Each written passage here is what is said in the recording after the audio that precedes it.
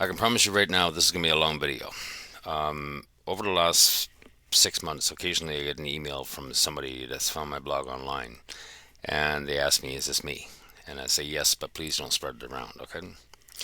I really didn't want people knowing that I'm sick. I did a video, I don't know, about a year ago and uploaded it, and I haven't. It's been since removed and whatever have you.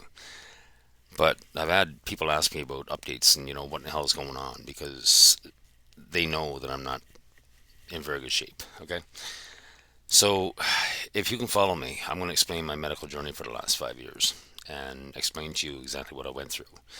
Now, there's a couple of things that I learned the hard way over the last 5 years through being terminally ill and, fighting for my life every day. Number one is that you don't know how tough you can be until you gotta be. Okay? People think they're tough, you don't know how tough you can be until you really gotta be. And let me tell you something, it's if one word can be used to describe the human body that's determined to move forward, tough will be it. Because my body is living testament to how much shit one body can go through and keep on surviving, keep on pushing. Number two is that, and this is a hard one for me to deal with because I've seen it so often. If you're dealing with somebody who's sick or dying or terminally ill, you need to get out of their way. If they want to get up and do things, let them do it. Encourage them to do it. Assist them if you need to. But if you're going to stand in the way and tell people to tell somebody who's sick and dying that you can't do something or let me do that for you, you're taking away their actual ability, their actual desire to live. What reason do they have to live? The one big thing I've learned in the last 5 years is that the onus is on me. Live or die, the onus is on me. It's going to be only me. And I've had many, many chances. I've had hundreds of chances just to lay on the floor and you know what? Let's get this over with. But the one thing that drove me to get off the floor was Monty. Monty found me under death on the floor so many times it's not fit. And I mean, he was biting me, he was chewing in my face, he was licking me, he's screeching, he's barking, he's doing it all to try to wake me up. And I think he was the main reason for me getting off the floor because he's my reason for living. That's how important my dog is to me. And unfortunately, the relationship that we had over the last 5 years, I mean, he's Dr. Dog. He's very, very doting, very, very caring, and I don't mind that about him. I mean, the dog is 13 years old and whatnot, but that's reality. We've been through a lot. He's been through a lot. He's experienced me near death on the floor many times, okay? And he's been tossed around. I had months in the hospital. He was being taken care of by people that took great care of him. Okay, they loved my dog, and they kept everything going. But let me start by saying that if you want to read the blog instead of listening to me blabber on, and I don't post this looking for sympathy. I don't post this for any other reason. Maybe it'll help somebody else out and it gives people some understanding, okay, of how tough you can be. So going back to mid-January, I started bleeding. I was puking up blood, and I'm actually pooping out black substances, and I didn't think much of it, believe it or not. Like, I don't like doctors. I've tried to avoid doctors like the plague. I've had so many freaking screw ups over the years from doctors and misdiagnosis and whatever have you. I try to avoid doctors like the plague. So, you know what? Typical me, walk it off. And I've walked a lot of serious shit off in my lifetime. 10 years of sciatica undiagnosed. But let's try to walk it off. And it just got gradually worse and worse and worse. And I got gradually weaker and weaker. In mid February, I started to pass out. And it wasn't to the point where, I feel faint, I gotta go lay down. It would be walking through the living room and everything just went black, and 180 pounds of me would just crash into whatever's in front of me. I've done a lot of damage, and you can actually see in my hairline, you'll see bald spots and whatnot from even in my eyebrows, where I've had some serious cuts. And that's the reason why I keep a beard on, because I got some serious cuts in my face, serious scars on my face. I've ripped open my chin a few times, whatever have you. But it's interesting because it's almost like you die in defeat, and then the last thing I can actually feel was my head smacking into something. You could feel a dull thud, but there was no pain, and it was just I was out for a while. And my poor neighbor downstairs, I mean, can you imagine what it sounds like to her with 180 pounds hitting the floor? Yeah, it was. She would text me up saying, "Is everything okay?" And I would always have a timeline, so I might have been passed out for 10 minutes, 15 minutes, 20 minutes, whatever have you. But I always came to. But the bleeding never stopped, and it just got worse. So mid-February, I ended up in the hospital, and between the finger up the arse and a few tests and whatnot, they realized my hemoglobin at that point was down in the 30s and 40s. And they were surprised I was actually able to walk in the hospital. They were always so shocked I was able to walk in the hospital. Even like my veins are gone; they can't even find a vein. So, anyways, they couldn't do a scope. They couldn't do anything for me. So they topped me up with a blood transfusion and sent me home. That was mid-February. So by The end of February, I started to pass out again. So my neighbor took me to the hospital. She rushed me down, and that's when they did the scope. So they went down my throat with a scope, and when I woke up, I had a nurse come in the room. She's like, "Do you mind if we take a look at your pictures?" And I'm okay. I didn't even know they could take pictures. Have a boots. So my neighbor's sitting there. She's been a nurse for 30 years, and she's looking around the corner. She's watching this going on, and I finally sat up, and there's like 20 people standing around the nursing station, going with their mouth dropped open. And I'm thinking to myself, I'm in some serious shape here. I never got a diagnosis right away. Doctors came in. There was 4 or 5 doctors, one after the other, demanding that I confess to being a hard drug user. I've never touched hard drugs in my life, heroin, cocaine, shit like that, none of it. But they were so convinced that I was a hard drug user, and I finally got pissed off, and I said, you know what, take a blood test. It'll prove it to you. And they came back clean. So then they came back and they finally gave me the diagnosis. They found a somewhere between 3 to 4 centimeter ulcer in my duodenum just outside my stomach, and it was deep crater. It's bleeding. It was eating. It was after eating through a vein or an artery, and it was pumping. It was pumping blood physically. And they tried to clamp it off, and I still think that they made it worse, but they never confessed to it. Never did. There was never anybody confessed to anything in that during that whole year, and there's been a whole lot of screw ups. There's nothing they can do for it. They don't know what they're going to do for it. Nobody's ever seen an ulcer that big. They said it was one of the biggest ones that they ever seen, and they can't stop it. So I spent from mid-February basically to the end of or mid-May, bleeding to death until they finally stepped in with an intervention. They went down my throat and they injected epinephrine all around the ulcer to try to shrink up the blood vessels. Then they coated it with a freeze spray. Okay, but I think it was 2 weeks later that led to my ulcer rupturing, and it damn near killed me. But I'll get into that in a little bit. Now understand something. Through I didn't really know what was going on, and it really never really dawned on me because I should have been looking all this up, but I didn't have the brain capacity half the time. I'm so freaking low on blood. But at some point in around mid March, my stomach stopped working. Okay, now I know what it is. My caloric sphincter actually became totally scarred up because the ulcer somehow ripped on through me, and it went through most of my stomach. It scarred up my liver, my spleen, my gallbladder, and my pancreas upwards to 30%. That was a mess, and all the tubes going to the different organs were all scarred up as well. And I'm really amazed to this day that nothing broke because of it. The guts must be a very tough thing because it gets better. Anyhow, I stopped eating. So for a period of 2 weeks, I kept trying. And everything I ate or drank would just go down to the stomach, but it wasn't going anywhere. It would just build up and build up and build up to the point where it just out the mouth, and I would puke. And it was very, very little time. Once it decided to come out, you had seconds to get to a bathroom. There was one point I was like I couldn't even lay down because whatever was in my stomach would start flooding into my mouth and then aspirate into my lungs. So I had to sleep in a recliner for 2 weeks in trying to get food into me and trying to get water into me, but nothing was going anywhere. But I woke up one day and I usually had a bucket beside me, but I didn't have it beside me that day. And when I woke up, I had seconds to get to the bathroom. So I managed to get, and I'm low on blood and I'm low on fluid already. I'm at the point where I'm going to start passing out. Well, like I managed to get out the couch, I got to the doorway of the bathroom, and that's when everything came out. And it just all over the floor, and then I passed over it face first into it. Off to the hospital again. I've done a lot of damage to myself over the course of passing out. I mean, when you got 180 pounds, it just you pass out, you're done. It's like you're dead on your feet, and you just slam into whatever's in front of you. I've done a lot of damage. I got a lot of cuts and scars. I busted 4 ribs one time and ripped everything between them, but there was no bruising because there wasn't enough blood to bruise. Shortly after that, I fell down and broke a rib up here, so I had to deal with 5 broken ribs over the course of one point, and it was all because of passing out. And so I started bleeding in mid-February, and by mid-March I stopped eating because my stomach was stopped working. By that point, the ulcer in my duodenum had ripped on through my stomach and ripped on through my organs. For whatever the mechanism was, it actually went through and created a lot of scar tissue, and it was all the way down through my ileum.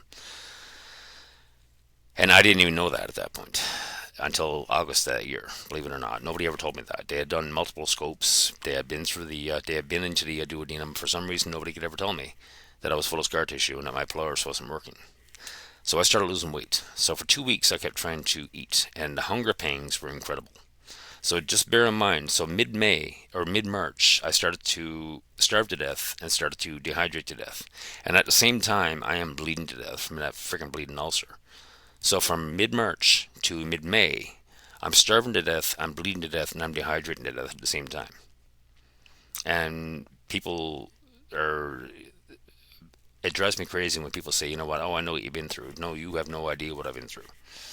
Doctors are amazed to this day that I'm still walking around. I'm still not dead. Okay. And the last two high-end doctors I talked to, I'd never met them face to face. There was a lady endocrinologist down in Calgary. She called me up one day a couple of years ago, and she actually sat down and read my blog. She sat down and went through all my medical records, and called me up that night. She's like, "I got to ask you a question. How the hell are you still alive?" And I go, "I don't know."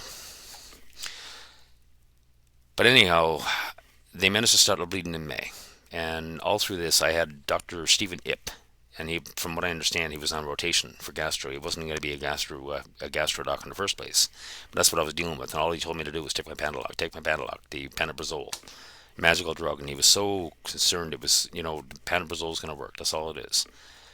Well, the pantoprazole never worked.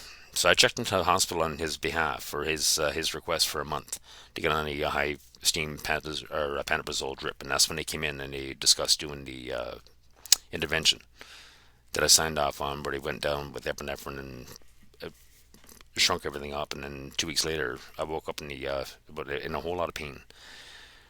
And pain is, it was always there anyway, but it was a higher grade pain. So when I sat up, I had a sheeting pain, like I was always laid on my left side when I was sleeping, and I had a pain going right across the bottom of my ribs. And I thought it was weird, and it was a sharp pain. But again, I've got a high tolerance to pain. When I'm starting, it takes a lot to make me scream. Okay, but I screamed that day. When I sat up and I started feeling all the pain starting to go down my belly like a curtain, I'm going, "Oh God, my ulcer's broken. My ulcer ruptured." And I called my neighbor to get me down to the hospital again. By the time I got down to the hospital, I could barely breathe. Your lung capacity's gone. It's just, I'm 10%. And by the time I got into the hospital, I'm screaming with whatever I got left. And they had never heard me scream before. And let me tell you, when I got into the hospital that day, when they rolled me on a stretcher, that was the first time they ever rolled me on a stretcher. I was always walking in, but, so dehydrated. So to start, I haven't had food in months. And I'm low on blood. But yet I'm still able to walk into the hospitals. It was impressive to doctors. But when they rolled me on the stretcher and I'm screaming, they moved pretty quick. I think within 15 minutes they had me on an X-ray and a CT scan and back in the room, and Dr. Brett Mador walked in. And if Mador wanted to work on me again, if Mador wanted to open me up again, I would trust him 100% to do it, because he was very upfront, very honest. He walked in, he said, "You're in some serious trouble." I said, "Let me guess, my ulcer ruptured." He said, "Yes." He said, "Right now we got two choices. We can drug you up and let you go because you're going septic and you're in bad shape, or we can attempt the operation. And we don't know what the hell we're going to do when we get in there. So we're going to give you a maximum 10-20% chance of survival." Now, people always say they're not scared of death. I always said I wasn't scared of dying, but when I heard those words, that's when everything just shit at the fan in my brain, because now you're facing your own mortality. And until you're facing your own mortality, somebody's telling you you're going to die, yeah, you don't know if you're scared or not. Anyway, I made a few phone calls to deal with Monty. He's in good hands. If anything ever happens to me, call my mother, call my best friend down in Calgary, and I said, here's the situation. They were all shocked. This could be the last time I talk to you, whatever have you. But anyways, they wheeled me down, and the what do you call them? The anesthesiologist came in, and I wish I could remember her name because she was so calm. She was so calm through the whole damn thing. She had been sitting down reading my medical records, waiting for me to come down because this is an emergency surgery, and this is an interesting one because nobody's ever done a surgery like this. I mean, Brett Mador himself said that he didn't know what he was going to do. They had no clue, and he drew the short straw in the surgery. He wasn't given any guarantees. But she was so calm and so gentle. And I think for the first time in my life, that's when I had a real, I don't know if you call it a mental breakdown or a real panic attack. But if that was a panic attack that I went through, I had that sense of dread and it just shaking and just, everything hit at one time after the last 3, 4, 5 months of being through hell. And now I'm sitting there, you know what, chances are I'm not going to wake up when they put me down. Anyway, she gave me something to calm me down, and she was going through my medical records, and she comes over. She had my chart in her hands, and she looks at me. She's like, "You've been through it, haven't you?" I said, "Yep." And she gave me a shot of something to calm me down. She said, "Let's talk until they come and get you." And we talked about everything I've been through over the course of those few months already. And when they came out to bring me in, she said, "I'm your anesthesiologist." She said, You got my A game. I'm going to do whatever I can to keep you alive." And she gave me a hug. She said, "Good luck." And hers was the last face that I seen before I was under. And you know what? I woke up. Surgery was a success. And Brett Murdo has another feather in his cap because, again, it was one of those oddball surgeries that surgeons would actually crave for. So now I'm not bleeding anymore. The ulcer is now okay. I don't know what state it is of healing or whatnot, but I don't know if they removed it. I don't know what the hell they did with it. I still never got full. And one of these days, I guess I should get a freaking digital ID and go into my own records. But at this point, it really doesn't matter. Anyhow, now I'm still. You got to realize now I'm still starving to death and I'm still dehydrated to death. And even then, I was telling Brett, you know what? I can't eat. I can't drink. There's something blocked inside of me. Nobody gave a shit. And bear in mind, they have been down my throat doing multiple scopes. They have been in through the pyloric sphincter. I don't know how they squeezed into it, but it wasn't working, period.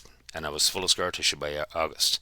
And yet nobody told me, nobody seemed to be too concerned about it. Nobody's seen it. I don't know what the hell's going on. My stomach is not working at this point, period. It's full of scar tissue.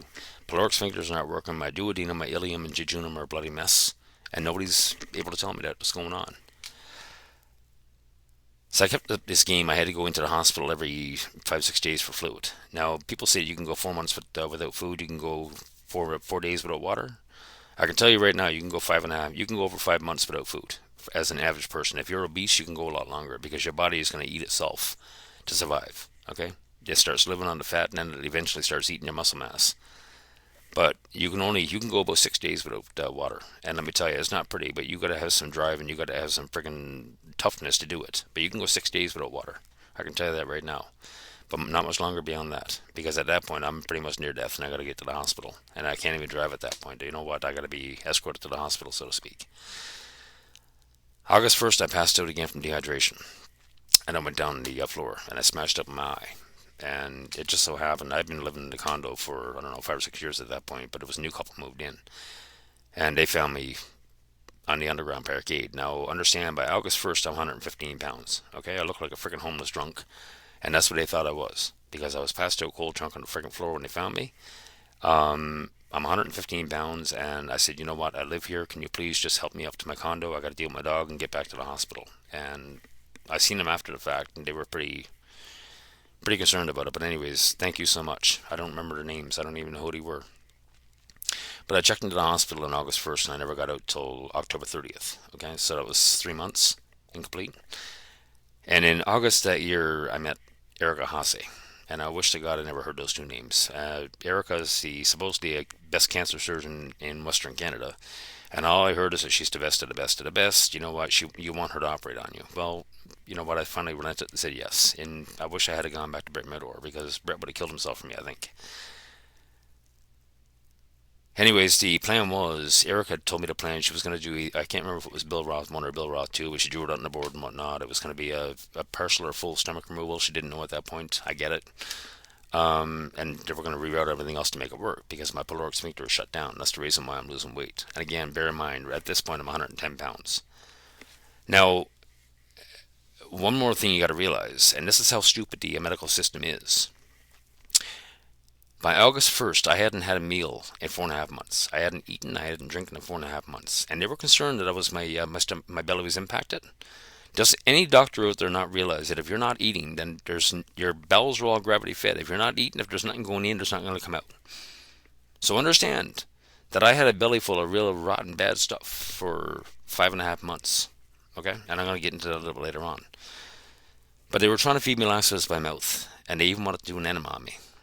Okay, and I kept telling them there's something blocked in my stomach. I cannot eat. I cannot drink. Okay, it just builds up and builds up and builds up to the point where I puke up. Okay, so Erica finally explained what was going on, and I said, "Screw it." I signed off on the surgery. She did the surgery, and she screwed up 4 ways, and I'll tell you about 3 of them. When I woke up, first of all,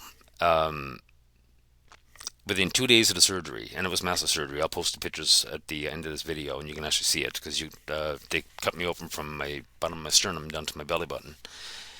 And she had my stomach and bowels on the table and whatnot as she was doing the surgery. Now, I was supposed to have a Bill Roth, but what she wound up doing instead was more of a bariatric surgery.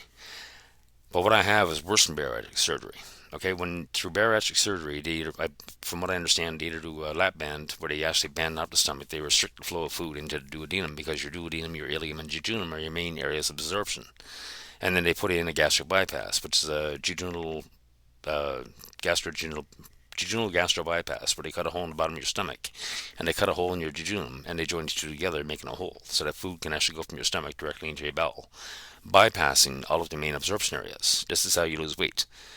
So most of the food is being bypassed in your upper GI, which is where all of the absorption takes place, or most of it does. Now all of that is bypassed on me. Okay, so what she wound up doing instead was a gastric bypass. She pulled, I think, more intestine out of my gut than she should have, and then she tied it to my stomach. And when she pushed it all back in, she left me with a massive kink. Okay, and I'll get into that in a little bit. But 2 days after the surgery, I went down for a fluoroscope. And if you've never seen a fluoroscope, you should get on YouTube. I think there's videos of it. It's really cool. So you lay on the big table, and the table actually lifts you up. It stands you up. They flip the TV on. You can actually see all your internal organs through the fluoroscope. Okay, it's live on camera. You can actually watch yourself breathing. You can watch your lungs expanding. You can watch your heart beating. It's really, really cool. But then you drink this, I think it's barium, and it goes down your throat like a burning magnesium. It's like a bright light going down your throat. And it's like a Pepto-Bismol commercial. So I can actually watch it. I mean, it was really foreign. For the first time in 4.5 months, I had something going down my throat, and it was really foreign. And now I'm watching it through fluoroscope. I can actually watch it live going down my throat. So you're watching this bright light go down my throat, and it's like the Pepto-Bismol commercial. It goes down and it coats the stomach. And it should have actually started leaking out the bypass that she put in. But guess what? Didn't go anywhere. Well, the voice behind the glass, the type behind the glass goes, "That's not good." I said, "Nope. The bypass that she put in, the flap she put in, is actually sealed up." And he was just about to shut down when I started seeing drip, drip, drip, drip, drip. And he goes, "That's not good." I said, "Nope." And her sutures started leaking. So the surgical cuts that she made and stitched up were all leaking, and they were leaking pretty good. Now understand, back in May, I went septic, and if for those who've gone septic, you know damn well how much it hurts. It's pretty damn painful. I went septic twice in 4 months. The second time first time was because of the broken ulcer, the ruptured ulcer. The second time is because of Erica Hase. Now the fact she left the kink in my bowel at the third of it, okay? At what point do you think, you know what, maybe I should open the guy up and not fix all this shit? No, she didn't care. No, what they did instead was whack the antibiotics to me. So I'm going. Oh yeah, they started pumping the dilaudid into me because of the friggin' painkillers, and they started pumping antibiotics into me instead of opening me up and actually fixing the fucking garbage that you did in the first place. Okay, that's what I was asking her to do. So the two main things that she actually did: the sutures leaked, the flap started to close up, and she left a kink in my bowel. And that kink in the bowel is what's causing me so many issues today. Okay. Now, I've had enough cuts in my lifetime to understand that when something starts to heal up, it's not going to magically pop open, okay? But all I heard for 2.5 weeks from Erica Hossie and her freaking Mary Crew video, it's, "Oh, we got to wait until it opens up. It's going to magically pop open. It'll pop open." No, it's not. Okay? But that's all I heard. They didn't give a shit. They were trying to bury me. They were trying to sweep me under the rug because of all the screw ups. 2.5 weeks. Now, bear in mind at this point, I've been 5.5 months no food and no water. My stomach hasn't been working in 5.5 months, and I'm getting pretty grumpy. So 2.5 weeks after the surgery, and I keep hearing, it's going to magically pop open. They never did. There was a head pop in the door, and he introduced himself. I can't remember his name, but he was a gastroenterologist, I think you call it. And he wanted to take me down. He was going to bypass protocol, put his neck on the line, take me down, and force that thing open through endoscope. You know what? Take me. I'm yours. I need a meal. I need to get back. I need to get some weight back on. Now they're feeding me at this point through a central line. Okay, so they got a central line going in through my heart, and they're feeding me at least some nutrients. But at this point, I'm 110 pounds. And on the way down, we took our time going down. We actually stopped. He actually stopped and wanted to have a talk because, what he told me and what he asked me. Number one, he said he couldn't believe that I'm still alive.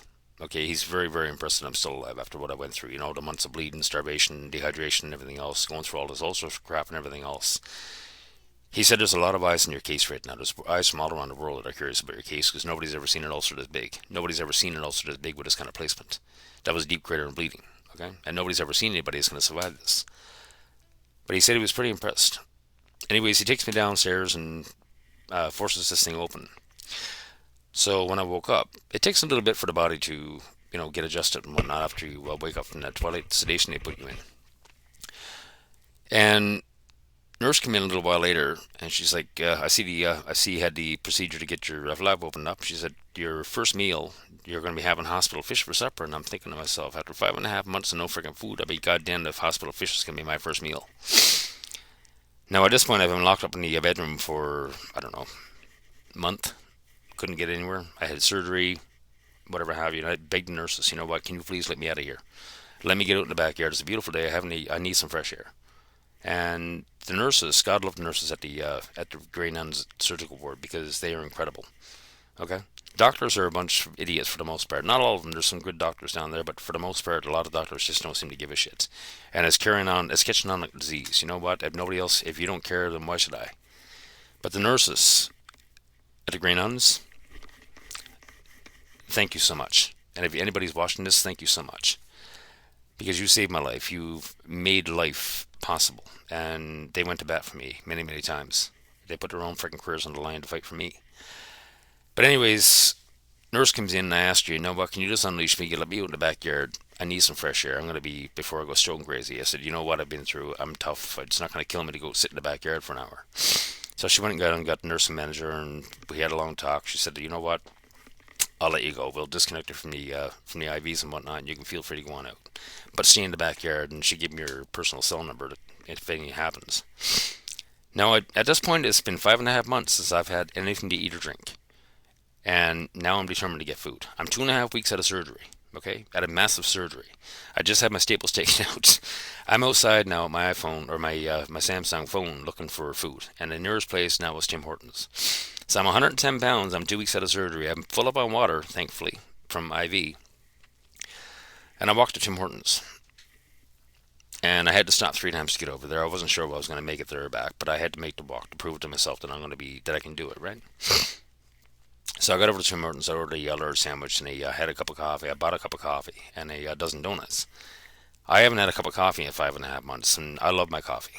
Okay, so and the people over at Tim Hortons, I mean, I must look like a freaking ghost or something to them because I mean, 110 pounds and I look like crap. But there was a lot of people staring at me in the restaurant, so I walked back again. I had stopped 3 or 4 times to get back to the hospital, but I made it. I sat down and cracked open a cup of coffee, and I took a mouthful. And I didn't know what to expect because now my flap is open. I don't know what it is. I don't know what to expect with it. Took a mouthful of coffee, cooled it off in my mouth, and then down the hatch. Now it felt so foreign after 5.5 months of nothing going in my stomach. I haven't eaten, I haven't drank in 5.5 months, so it felt really, really foreign. I can feel that coffee go down inch by inch by inch. I can feel it go into my stomach. I can feel it coat the stomach, and all of a sudden I started to gurgle on down through because what I've got is a flap. Okay, so when the coffee started to go down through, it started to vibrate, and it just went glug, glug, glug, glug, glug, and I just about jumped out of my skin because it felt so weird. It felt so foreign. But again, the taste of coffee after 5.5 months was awesome. Sat down, took a bite of the sandwich, chewed it up really well, swallowed it. Again, it felt so bloody foreign going down my throat after 5.5 months of no food. And I felt it when it went down through the flap. It was like a glug. And again, I almost jumped out of my skin because it took a long time to get accustomed to that feeling, to understand that, you know what, the food is not going this way anymore, it's going down this way. So I ate the sandwich, made a few phone calls, grabbed my dozen donuts, and I hid the donuts in my jacket while I was heading back up to the room. Because I didn't want them to know when I went to Tim Hortons, and I signaled to the nurse that I'm back, you can come back and hook me up. Anyway, the nurse comes into the room, and stupid me, instead of hiding the freaking donuts in the closet, I left them on the freaking table and wide open in the bag. Well, she hooked up all the IVs, and she leans back. She's like, "How was it?" I said, "It was incredible." She happened to look down the bag, and she put her head in her hand. I'll never forget it. She's like, "Please tell me you didn't walk to Tim Hortons." I said, "Okay, I won't tell you I walked to Tim Hortons." She stood up and she left the room, and I knew where she was going. She went down and got the nursing manager. And the nursing manager came in breathing fire, and I understand it. You know what? I'm 2.5 weeks out of surgery. I did something very, very stupid. I did something very dangerous. It could have caused serious harm to myself. But when I got her to calm down, I said, "Listen, I need to explain it to you. Okay? You know what I've been through in the last 5, 6 months. Okay? I've been through freaking hell, and I'm still alive." I said, what I did to prove to myself, like after all of this been said and done, and the surgery and the bullshit and the garbage and everything else, I needed to prove to myself, I needed to make this walk to prove to myself that I'm going to survive this. If I can make a freaking 1.2 kilometer walk, round trip, in the state that I'm in right now, then I know damn well I'm going to survive. And that calmed her down. She's like, you know what? I get it. She's like, we know what you've been through. We know that you're a survivor. We know you're tough. And I said, she said, if that's the reason for it, then I have to accept it. I said, you know what? There's no harm done. I'm back. It doesn't need to go anywhere but between us. I said, there's a box of donuts there. Have a donut. That was it. Now, getting back to the bowels being full. After that first meal, okay, again, if there's nothing going in, there's nothing coming out. Well, let me tell you something. When that food went in within 24 hours, I guess my body decided, you know what, it's time for a complete royal flush. And whatever was in my bowels came out. Just, I had to flush the hospital toilet 3 times, but I got pictures of it. I was getting so nervous because it wouldn't stop. It just kept coming and coming and coming. I actually hit the buzzer for the nurse, and the stink was incredible. I can't even describe the smell. After 5.5 months of that stuff rotting inside of me, I can't even describe the smell. And I called for the nurse. She comes down, and I can hear her running down the hallway. And as soon as she opened up the door, she let out the freaking screech. She's like, "What the hell died in here?" And she's almost puking on the floor. And she looked at me. I'm sitting on the freaking on the throne, and I said, "I don't know what the hell's going on, but it's like the poop is coming. It's not stopping." And she's like, "Do you really need me here?" She's like, "I can't handle this. Let's leave."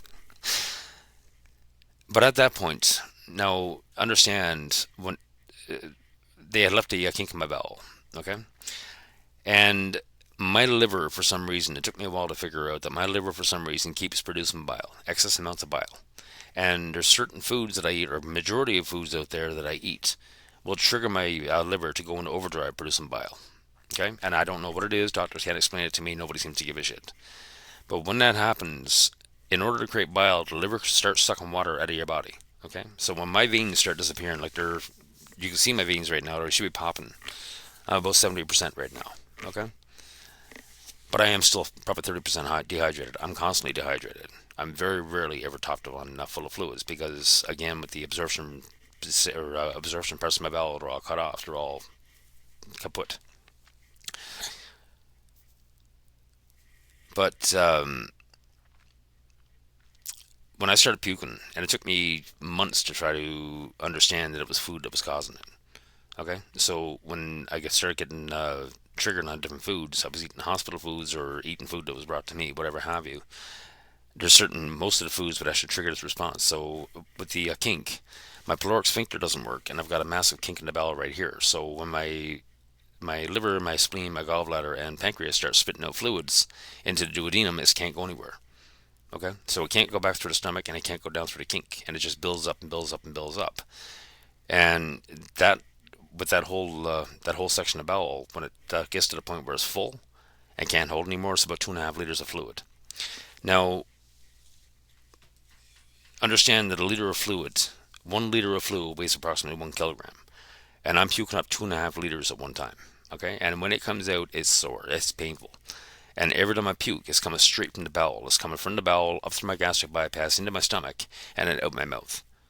Okay, so when I puke, it's coming out of my bowel, not from my stomach. But it takes really, really hardcore urges, and it has to be manually expressed. Okay, so fingers down the throat, you need to manually express it. I've actually got video on the blog. If you want to watch it, that's pretty bad. That's actually a good night, not one of the bad nights. The bad nights when I'm projectile vomiting when there's so much pressure. But imagine having a 2 liter pop bottle inside your gut under pressure. That's what it feels like. So 2 or 3 retches to try to get it out, and it really hurts. But then once the fluid breaks through the barrier or the kink and starts hitting the stomach, it actually flattens the stomach. I can actually feel my stomach flatten up against my diaphragm, and that hurts. And then it starts filling up the stomach, and that's when it starts coming out the mouth. Okay, so 4 or 5 really big retches to start the process of getting my bowels vacated. And understand, when it's coming out of your bowel, it's disgusting, and it comes out most times it comes out like a yellowish. It's come out green, it's come out orange, it's come out red, it's come out black. Okay, and it's not from blood. And there's been an occasional time when I actually spit up a friggin' blood clot, and that was a real concern. Because blood clots tend to float on top of it all, and they're easy to see. And when you start seeing blood clots in your puke, that's not a good thing to see. You start getting really bad ideas, really bad thoughts. But even in the hospital, I was puking up, and nobody seemed to give a shit. So by the end of October, they had basically told me, Hasi came in and said, "There's nothing else we can do for you. You got to go." And that was the end of it. So outside the hospital has always been me. I'm always on my own to take care of myself and my dog. And thankfully, for the sake of friends and whatever have you, if I needed to needed them to go take Monty for me to go in the hospital, they had no qualms at all about doing it. So if anything happens to me, or when something happens to me, Monty's already got a list of people that would take him. because a lot of people adore him. But for the last, ever since October 2020, it's just been, I've been on my own to survive. And it's been really rough. For months, I was puking up and puking up and puking up. It was daily, daily, that I'm puking up 2.5, 5 liters of fluid a day. The worst it ever was, and there's certain foods again that make it really bad, and meat is one of them. I can't eat steak. I can't eat whole meat.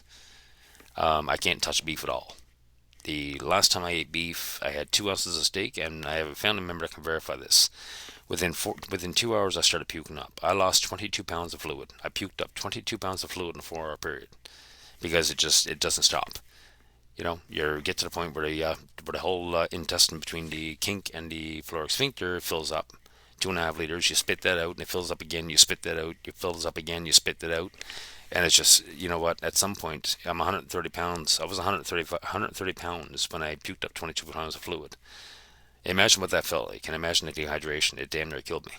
But again, I'm not going to a hospital at this point. After the shit that's been going on with COVID and everything else in the hospitals, I'm not going near a hospital. I'd rather die at this point.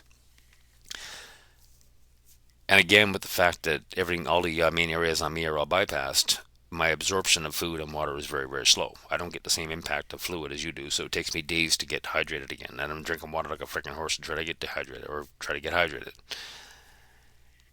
But on the really bad nights is when I'm asleep and the kink starts to fill up because I don't feel it. There's no real pain when it all fills up. It's just a bit of pressure.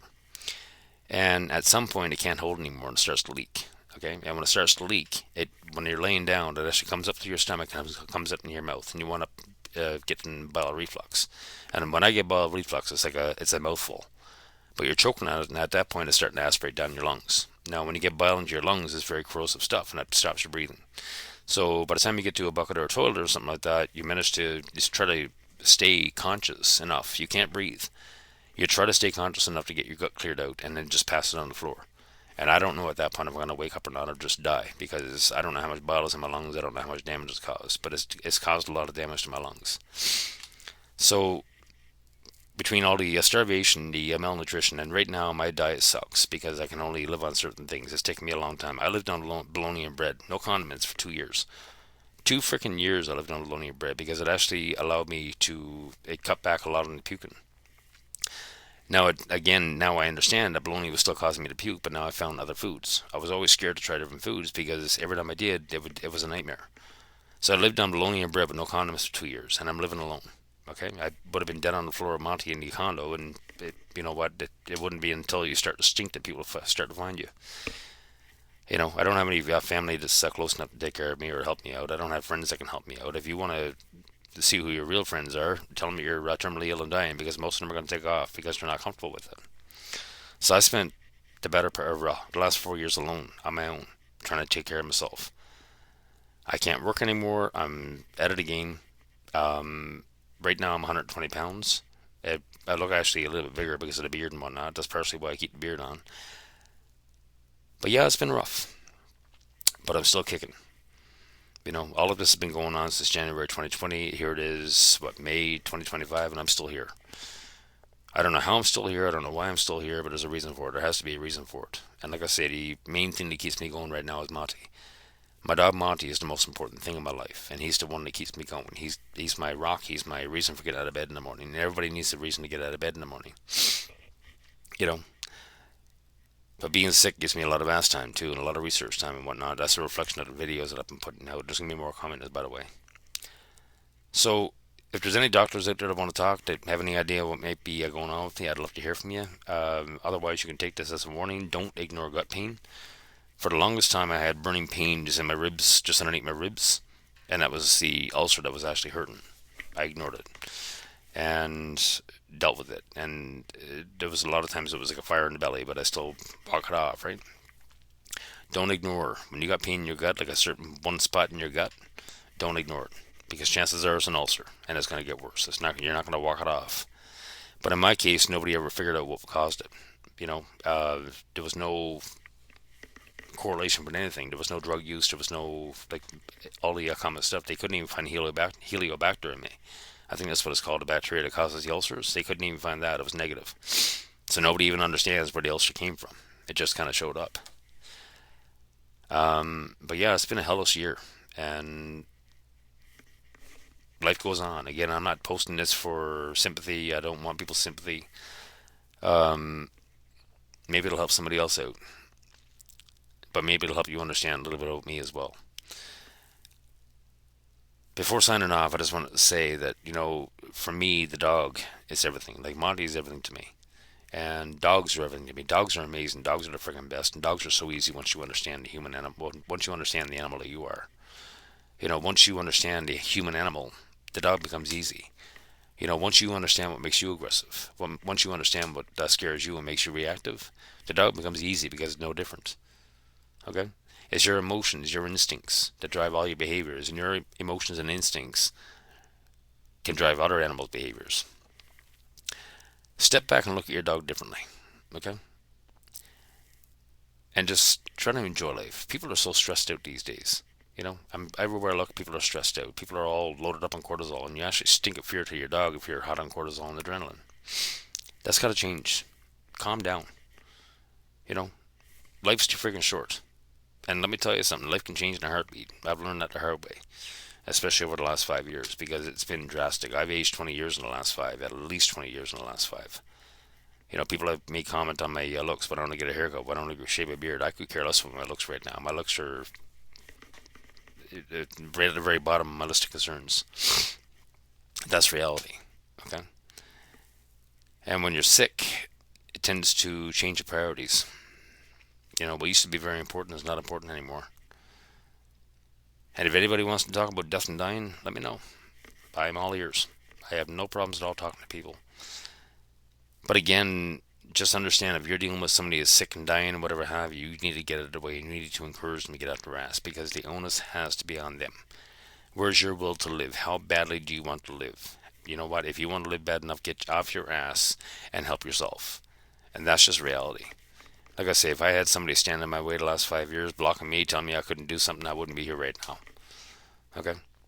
Now, mind you, there's times that I wish I can go back to May 2020 in the face of Brett Mader or say, you know what, just drug me up and let me go.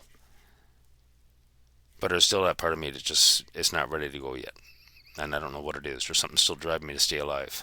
And that drive is, I don't even know what to call it anymore. There's not much left to me, but yet every day I'm still fighting for my life. And people need to realize, don't give up.